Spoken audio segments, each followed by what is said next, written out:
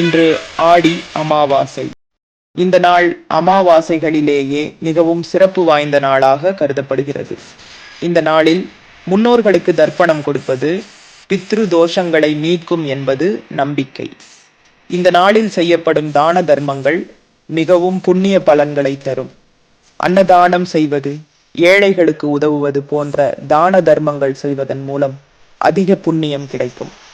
இந்த வகையில் தான தர்மங்கள் செய்து நமது கர்மாக்களை எவ்வளவு முடியுமோ அவ்வளவும் நம் வாழ்நாளிலேயே கழிக்க வழிகாட்டியிருக்கிறார்கள் நமது முன்னோர்கள்.